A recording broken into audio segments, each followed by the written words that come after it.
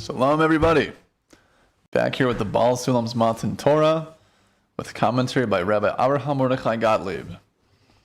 This is section 12, the bottom of page 83, and Giving, as translated by Arya Siegel.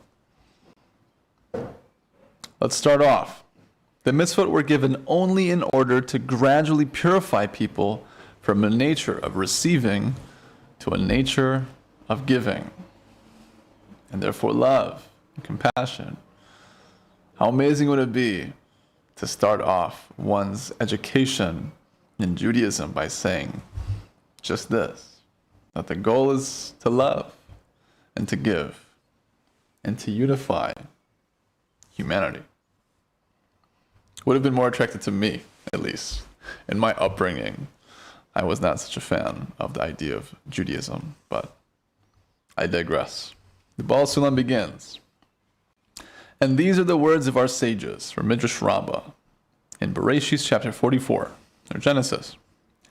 In their question, quote, "What difference does it make to the Holy One if one slaughters from the throat or one slaughters from the back of the neck? After all, the mitzvot were given only in order to purify people. This purification constitutes the refinement of the muddied body, which is the ultimate aim that results from the fulfillment of all the Torah and mitzvot." Quote, "A person is born a wild young donkey," from Eov, or Job 11:12. "For from the moment that a person emerges and is born from the bosom of creation, the newborn is in a state of utmost contamination and degradation." As we've learned in a prior class, donkey, chamor, spelled the same way and has the same root as chomer, clay or raw material, being that our raw material is just that. The raw material of our being is that of a donkey, or is that of the will to receive from oneself alone. And we're here to refine that. We're born with that initial nature, and we're attempting to rise and work towards the second nature, the altruistic nature, the human and godly nature, as we are made in the image of the Creator. This state is defined by the exceedingly great degree of self-love that is imprinted in us. For all our movements are compelled to pivot around this self-regard without the slightest spark of altruism. In this way, we are as distant as can be from the root, completely at the opposite extreme. The root is entirely giving without even the slightest spark of receiving, whereas the newborn, that is the created being, is entirely in a state of receiving for itself without any spark of giving at all. Therefore, its position is discerned to be the bottom point of lowliness and contamination to be found in our human realm. Strong language, but the bitter truth. Let's read that inside again, and then read along with the Rebbe Shlita's commentary. The HaSulam says, "And these are the words of our sages, as quoted from Midrash Rabbah in Bereshis chapter 44. In their question, quote, 'What difference does it make to the Holy One if one slaughters from the throat, from the back of the neck?' The Rebbe Shlita says on this, 'Our sages wondered why we are required to observe all the details of the mitzvot, and they took as an example the requirement regarding slaughter of animals for food. What's the difference to God whether we slaughter from the throat or from the back of the neck? The sages could just as well have asked regarding any mitzvah. For example, why have an etrog, or citron, on the festival of Sukkot instead of waving an avocado? I like avocados. Essentially, their question is whether the form of observance is an end in itself, or just the means to affect us in some way. If the form is an end in itself, then it's irrelevant as to why the mitzvah has a particular form. However, if the idea is that the mitzvot should have some effect, then it makes sense to ask whether there should be any difference if we should do them differently. And the answer of the sages is that the mitzvot are a means and not an end. And really, it is insignificant to God whether slaughter is from the throat or from the nape. But the mitzvot are indeed intended to purify us. That is, to cleanse us from the contamination of self-love. And the form that God set for the mitzvot is the best means for purifying people. The form in itself is insignificant, but all its importance derives from its effect on purifying us. However, we do not have the freedom to determine for ourselves what should be the form of the mitzvot. For the one from whom emanated the creation determined how best to refine the creation, how the mitzvot can light up our souls and can free us from the nature of self-love. This is a big contrast to any form of Judaism that's not considered Torah Judaism or Orthodox Judaism, so to speak, because all other branches are in relation to the exacting system to refine oneself and achieve the goal of their purpose in life and their personal correction. We are to be exacting as best as we can, slowly but surely, in all of our journeys, to take on and perform the Torah and the mitzvot, both in intention and in action. Where other branches make claim and do what's comfortable and try to, unfortunately, reform in a way that fits in with their will to receive for themselves alone. We should ask ourselves how we fit into Judaism, not how Judaism fits into us. The Rabbi Shita continues, the deeper truth is that each form of the mitzvot is precisely determined by its spiritual roots in higher worlds. And it is not at all incidental or insignificant. The whole system of the worlds is arranged for this purpose, that each of us can perfect our souls and become a chariot for the revelation of God. They are not imaginings, but spirituality, ways of being that have no time or place or form. They are a wondrous variety of spiritual levels whose central theme is the revelation of God in differing hues, measures, and aspects. The central point of the Kabbalah is the connection between the spiritual worlds and daily life. I think it's important to note that the spiritual worlds are not places. No one's flying to Mars or Jupiter and the like. Spiritual worlds are states of consciousness, these levels of receiving to receive, giving to receive, giving to give, and receiving to give. Therefore, all the worlds, all the different delineations of consciousness, even angels, as we describe them in the wisdom, are all aspects of you and I. They're aspects of our consciousness. Everything is within us.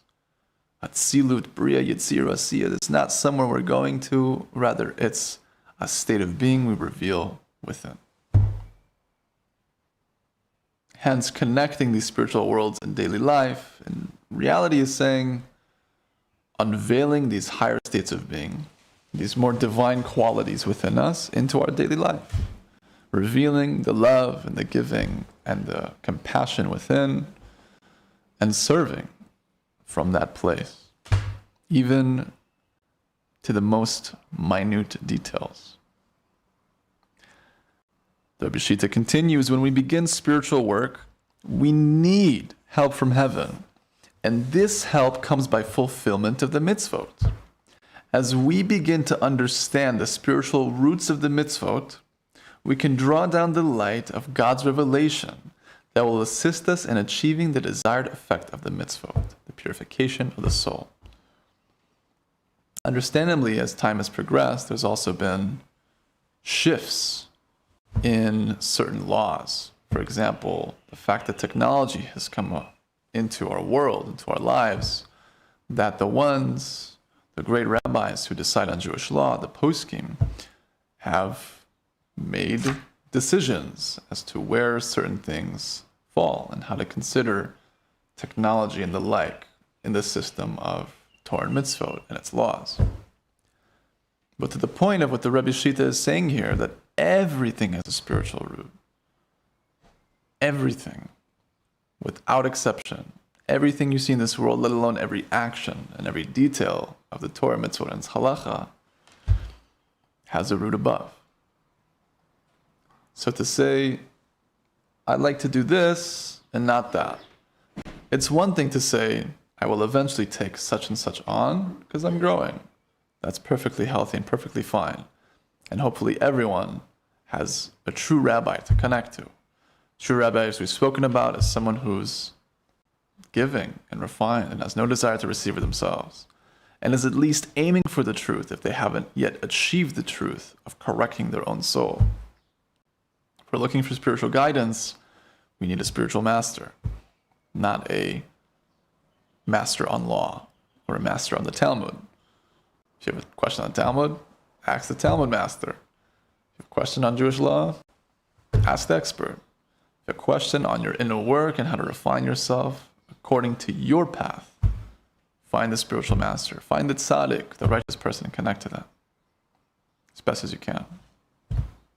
It's incumbent on us.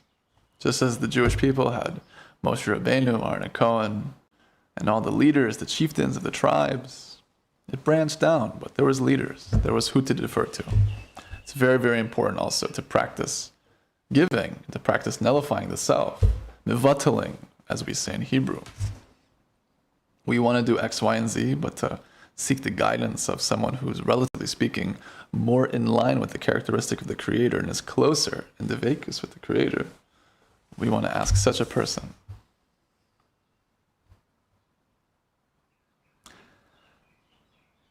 I think a beautiful example, a mashal, of the value of the minute details in Judaism and why it is important to take note and to keep them. Relationship connotes responsibility. The New Age movement, I myself having been a part of it before coming back to my roots and taking on a Torah lifestyle, sometimes would pray to the universe as opposed to whatever notion I had of the Creator. We believe that reality is not something separate from the Creator. Creator is reality. There's nothing but divine reality at all times. There's just many coverings that we hopefully will slowly but surely unveil to see and feel the godly reality. And if not, to see and feel, in the meantime, to believe wholeheartedly that that's the case. Point being is that it's an interesting insight I had recently. To pray to the universe is no responsibility. Relationships connote responsibility. And to have a relationship and say, this is my God. We are His people. We are soldiers. We have a service. We have a job. We have work to do. That's a big load. It's the biggest burden we could ask for. It's a lifetime of work. And that could be bitter. As opposed to the universe. The universe doesn't ask anything of me. What I put in is what I get. Everything's just flowing and it's all good. And there's truth to that. It says that Hashem leads us where we want to go. If you want to do X, Y, and Z, He'll help us out. He'll bring us there. But why it says here that we need help from heaven in our spiritual work. If we want dveikus, if we want refinement, if we want to do the work, He'll bring us there. We will get siyata d'shmaya, heavenly help. But the example is, A couple is on a 20-year anniversary dinner. Husband brings his wife to the same restaurant they went to on their first date. The napkins are the same design, same cup, the same bottle of wine from the same year even. They order the same food, they somehow get the same chef, so on and so forth. And the wife appreciates so much these minute details that he remembered and took care to happen, took care to make it part of the experience. So too in our experience as we do Torah and mitzvot and uphold it, how much more so do these minor details of the halacha would bring joy to the Creator. We say we want to come to a state of loving the Creator. We want to come to a state of altruism. It would only make sense that we would take care to keep the minute details, just like in this anniversary date, in order to give nachat ruach, to give a spirit of pleasantness above, and therefore causing waves in the upper worlds, being the internal system that integrates all of humanity, which connects us all together, slowly but surely, until we're literally one again, because we're all just fragments of one soul. To continue in the Baal HaSulam. After all, the mitzvot were given only in order to purify people. This purification constitutes the refinement of the muddied body, which is the ultimate aim that results from the fulfillment of all the Torah and mitzvot.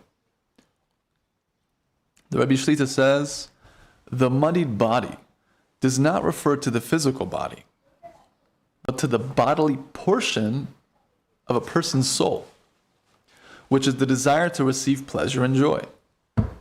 Refining the physical body or training the stomach is certainly not the issue here, but rather changing the person for whom the physical body is just an external wrapping. For example, learning to live with minimal food may just increase one's ego. Baal HaSulam insisted that the only measure of spiritual development is whether you seek to receive for yourself or you want to give to others. I've heard the Rebbe Shita say that something as spiritual and as grand as the mitzvah of tefillin. We think tefillin is a mitzvah. It's a spiritual act. Period. And eating, for example, though it can be spiritual, if I say a blessing on it before and afterwards, it can be spiritual, but generally speaking, maybe more raw, maybe more coarse, maybe more material.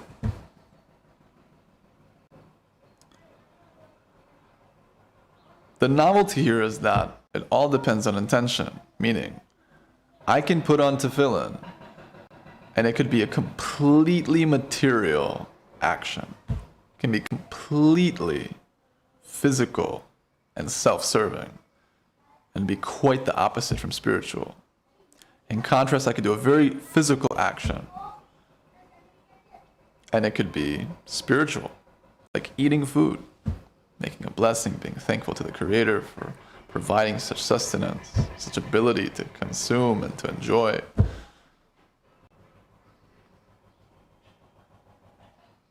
Which is also powerful in the sense that there's a lot of practices out there, let alone asceticism and Eastern practices, that surely are focused on the body and self-improvement and self-love, and as one of the highest forms of the will to receive in spirituality, as opposed to cultivating the will to give.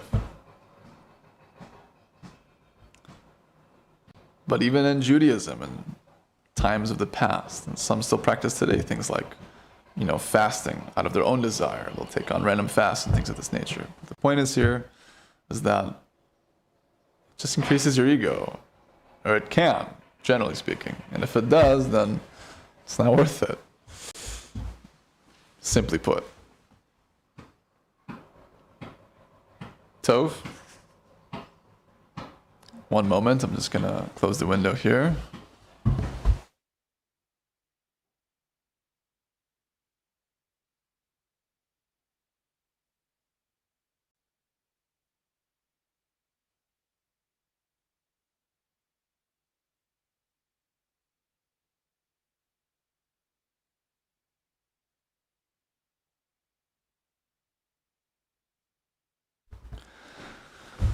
Baruch Hashem that there's kids who still play outside, play with balls and sticks and run around, in contrast to my life as a secular person in America, I myself being trapped in the web of video games and the internet, to appreciate like the religious community whose children are so natural in their enjoyment. They can really like get by a whole day of playing with a stick and a ball.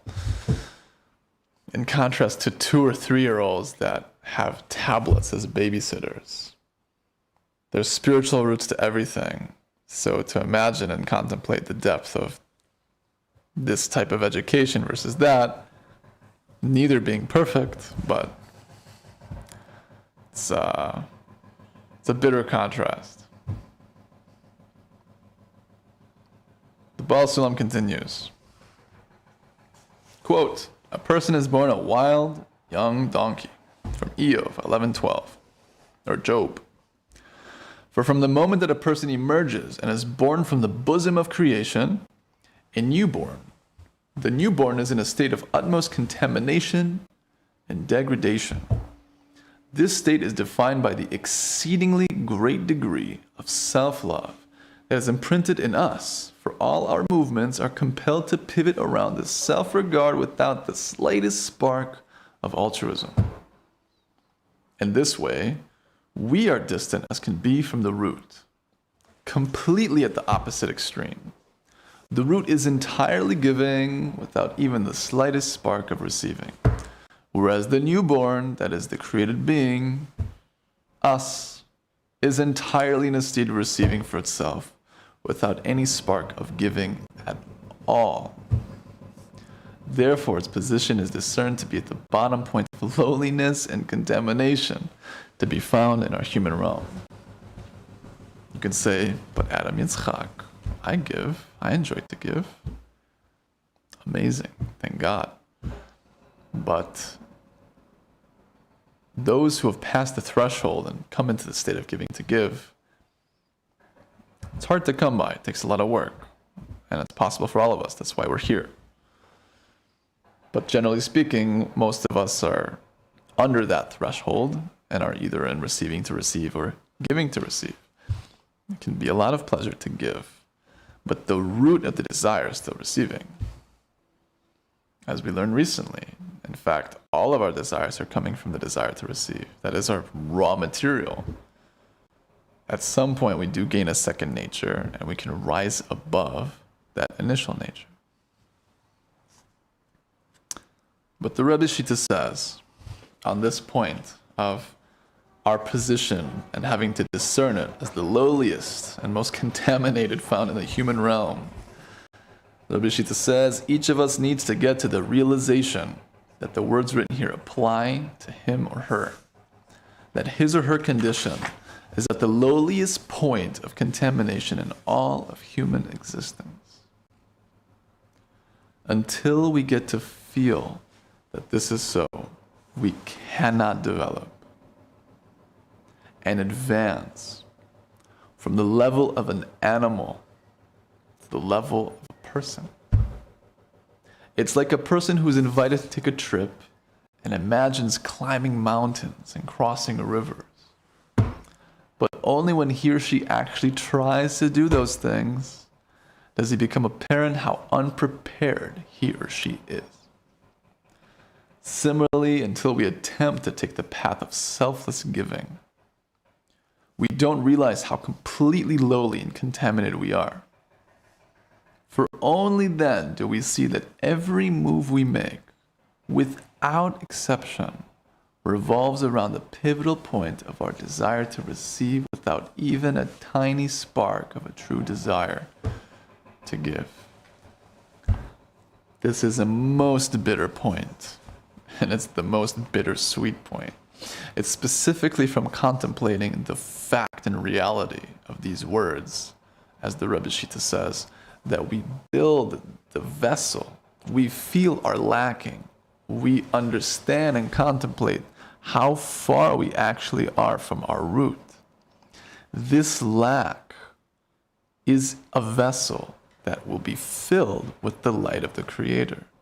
This lack is specifically the place that we can raise true prayer.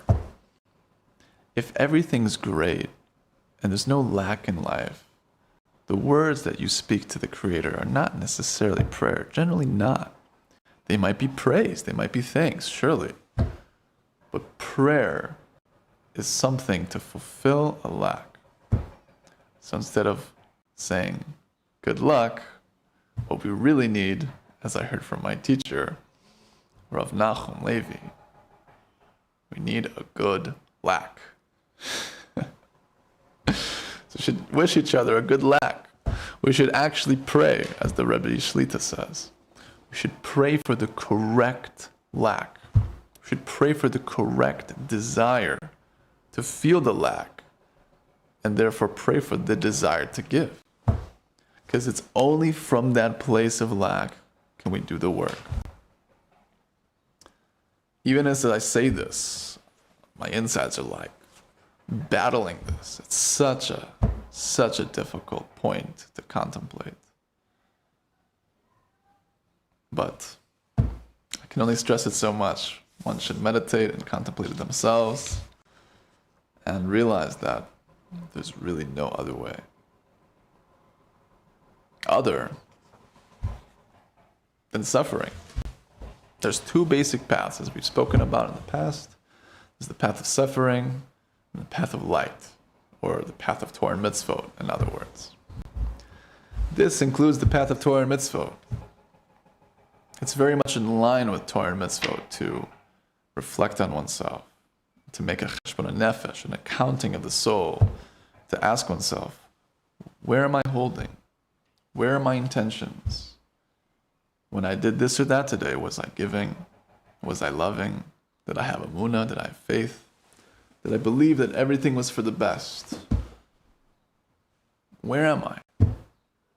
What do I desire? These cultivate true lacks, good lacks, which, by definition, equate to great fulfillment. So much so that at some point we refine ourselves to be happy with the lack. Every lack that the Creator reveals within our consciousness as we look for it. Just like we look for the chametz, we look for the bread before Passover. We're looking in the nooks and crannies for our ego. We're looking for these wills to receive within ourselves in order to rid ourselves of our ego. To rid ourselves of the swollenness, the leaven, the bread. We want to be thin and humble like matzah.